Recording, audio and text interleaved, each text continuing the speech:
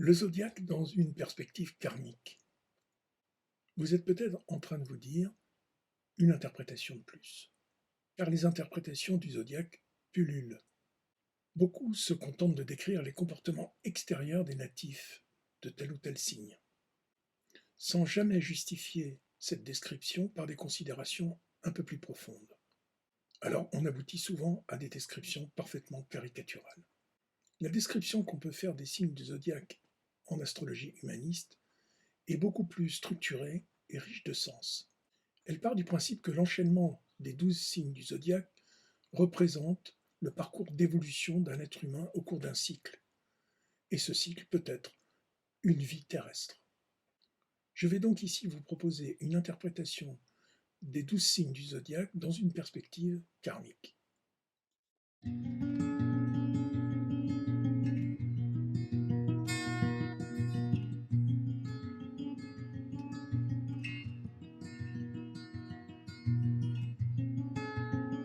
Bien sûr, il faut commencer par se mettre d'accord sur les notions de karma et de réincarnation. Elles sont étroitement liées. Voici donc une brève définition afin de clarifier ces deux notions. Le karma, c'est l'enchaînement des causes et des conséquences dans votre processus d'évolution. Le but est d'atteindre la perfection et l'illumination. Autrement dit, de sortir de cet enchaînement. Pour cela, le processus doit parvenir à purifier peu à peu votre karma. La doctrine de la réincarnation part de l'idée que nous vivons des vies successives. Après la mort, votre conscience ne cesse donc pas d'exister, mais renaît dans un nouveau corps après une période de repos. Quand vous naissez, le bagage avec lequel vous entreprenez le voyage de cette existence est constitué du karma produit par vos vies précédentes. Pourquoi renaissez-vous? Pour appliquer les leçons apprises précédemment, afin de purifier votre karma au cours de cette existence, et pour en apprendre de nouvelles. Au terme de ce processus cyclique, le but est d'atteindre l'illumination. Je le répète, tel est le cycle de la vie, de la mort et de la renaissance. Pour comprendre pleinement le fonctionnement du karma et ses implications, vous devez connaître en détail votre thème de naissance. Car tout dans votre thème peut être interprété dans une perspective karmique. Autrement dit, tout est karmique dans votre thème natal. Et c'est assez normal puisque, selon la doctrine du karma, vous avez choisi les circonstances de votre naissance dans la présente existence. En quel lieu, à quel moment, dans quelle famille. Et vous pouvez déjà obtenir des informations considérables simplement à partir du signe dans lequel le soleil était situé à votre naissance. Le soleil représente votre soi, et dans l'astrologie karmique, il représente également ce que vous essayez de développer, les expériences que vous vivez, les qualités que vous cherchez à incorporer au seul élément en vous qui soit permanent. Ce que certains appellent votre conscience et d'autres votre âme, le véhicule de votre soi éternel. Le voyage autour du zodiaque est le voyage de l'incarnation dans la matière et sur la roue du karma. Il est une métaphore pour exprimer votre développement sur tous les plans au cours de cette existence. Nous allons donc dérouler l'ensemble de ce parcours, signe après signe. La logique qui sous-tend cette présentation du zodiaque est donc très particulière. On peut en imaginer beaucoup d'autres, et vous en connaissez probablement.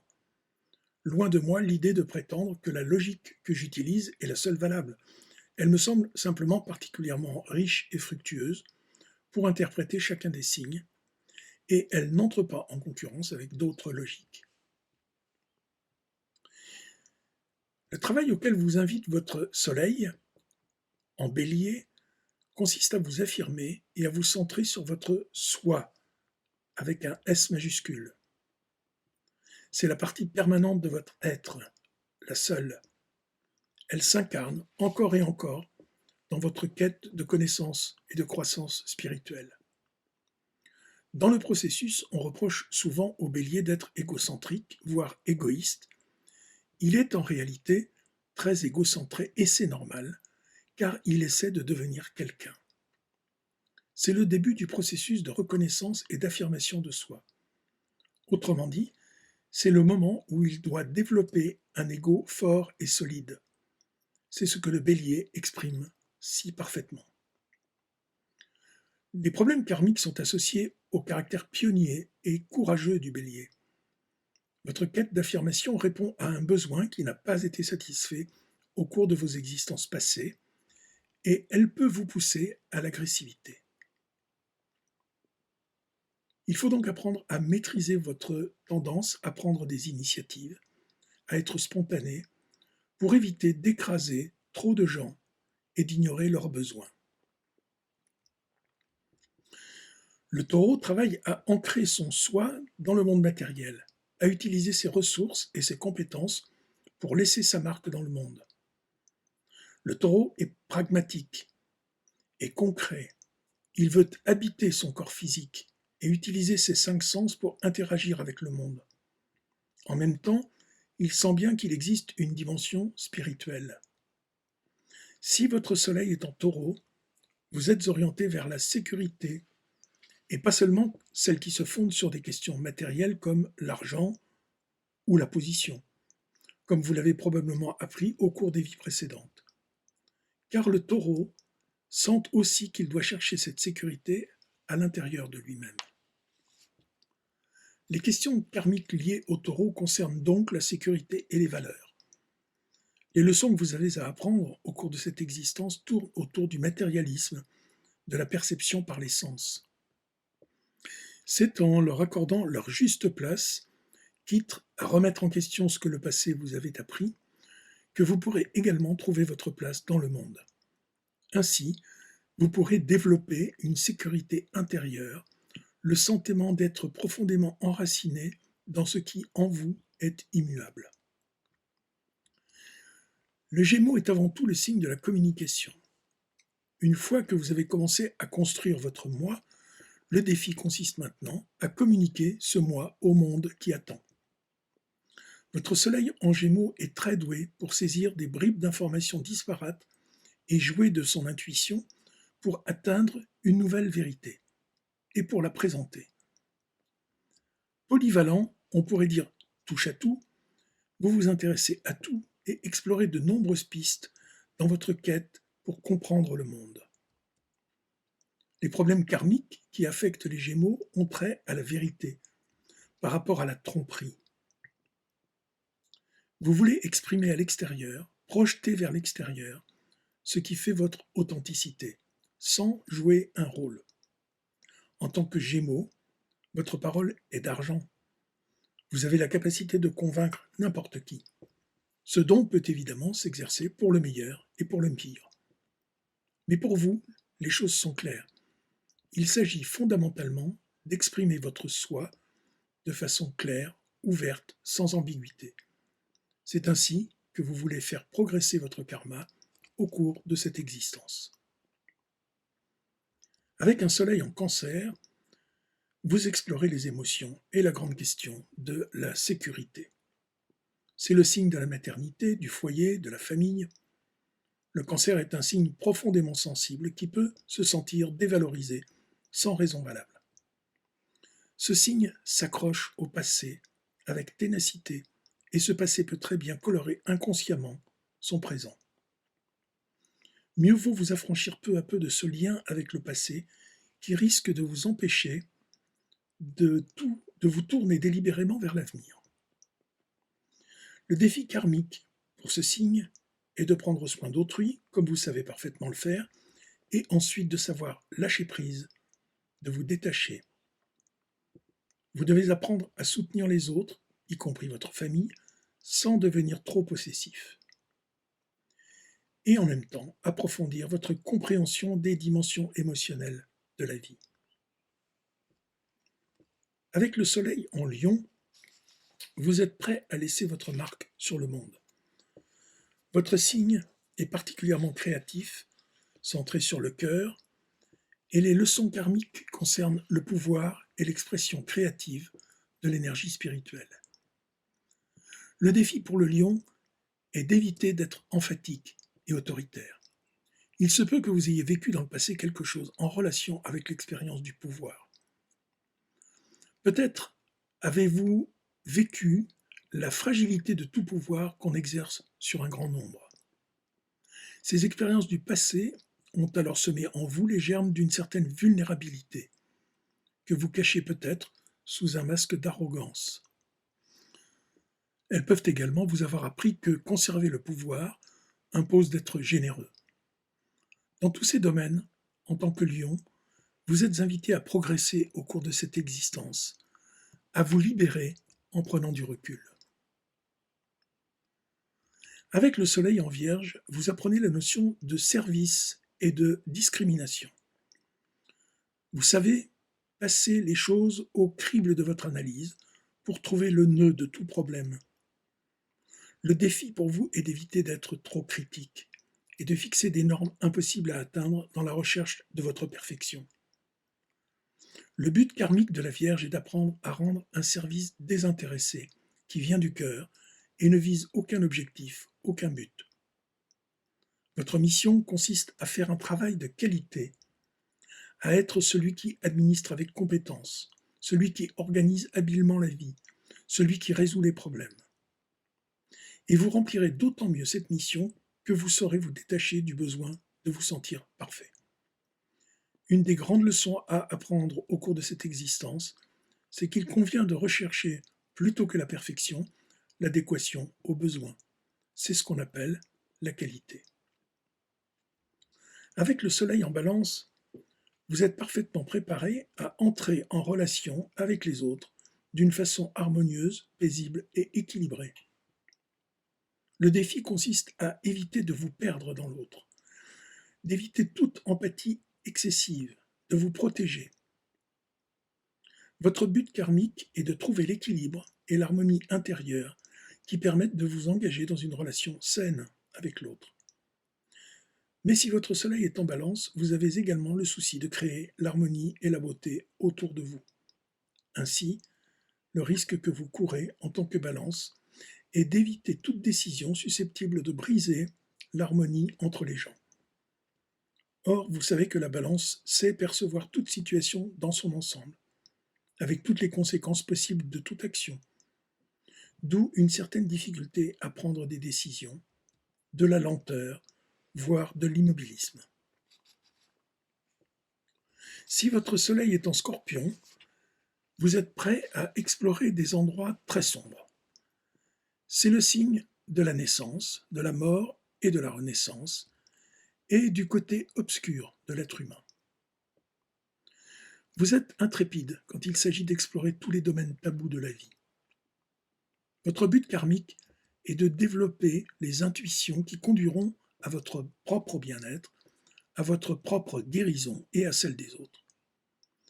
Car si vous connaissez bien les capacités d'endurance qui sont en vous et vous donnent une grande confiance en votre capacité à évoluer, vous savez également voir ce qui se cache dans le cœur des autres. La grande question karmique est pour vous la maîtrise du pouvoir et le défi qui consiste à éviter de s'engager dans des luttes de pouvoir avec les autres. Car c'est en manifestant simplement votre pouvoir sur vous-même, plutôt que sur les autres, que vous pourrez accomplir la transformation alchimique en vous qui vous permettra de comprendre les mystères de la vie, même ceux qui sont les mieux cachés. Le Sagittaire est, comme je le rappelais en commençant, le signe du zodiaque qui cherche le sens profond de la vie. Avec le Soleil en Sagittaire, vous êtes en quête de compréhension du sens. Le défi pour le Sagittaire est de garder cette quête concentrée et ancrée. Le Sagittaire a eu par le passé tellement de flèches à tirer qu'il ne sait plus où donner de la tête. La clé karmique de ce signe aventurier consiste à reconnaître que l'on doit au cours de cette existence vivre, incarner les questions avant de pouvoir trouver des réponses. De nombreuses leçons du passé associées au Sagittaire proviennent de sa planète maîtresse, Jupiter. Elles se rapportent toutes à des manifestations de l'envie jupitérienne d'expansion. Au cours de la présente existence, il s'agit donc d'intégrer toutes les recherches menées par le passé en trouvant la mesure juste pour parvenir à la connaissance vraie. Pour le Capricorne, le défi consiste à trouver la stabilité extérieure et l'autorité intérieure qui permettent de participer à la société sans être trop limité et contraint par les normes de cette société. En tant que Capricorne, vous devez vous reconnecter à votre propre sagesse intérieure et cesser de vouloir contrôler votre vie comme vous l'avez fait dans le passé pour la mettre en conformité avec les règles imposées de l'extérieur. Vous pourrez alors utiliser cette sagesse pour devenir une sorte de mentor pour les autres.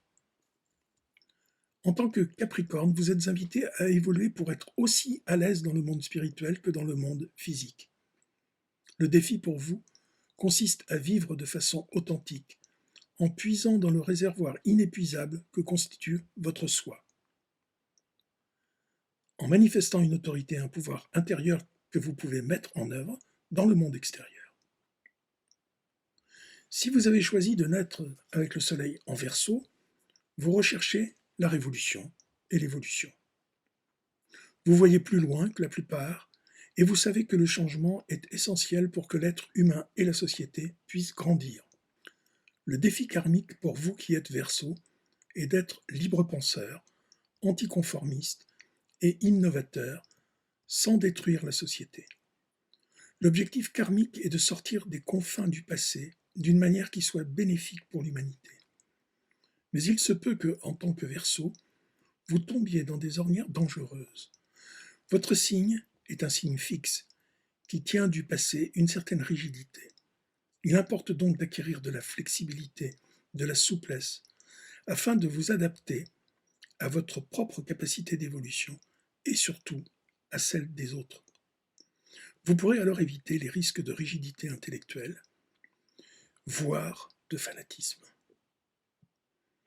On dit que lorsqu'on entre en Poisson, c'est une occasion de quitter le samsara, la ronde éternelle de la roue karmique. Le but karmique des Poissons est de parvenir à l'illumination et à l'unification. Mais sa tendance est malheureusement parfois aussi à l'expiation. L'énorme défi que vous devez relever en tant que Poisson est de ne pas simplement trouver un moyen de vous échapper du monde que vous connaissez pour vous fondre dans un autre monde plus grand. Le Poisson a tendance à se glisser dans des scénarios de sauveur-victime, s'il cherche à fusionner non pas avec le monde, mais avec autrui. L'illusion est que vous pouvez sauver non seulement le monde, mais aussi cette autre personne. La réalité devient alors ce que, en analyse transactionnelle, on appelle des jeux psychologiques.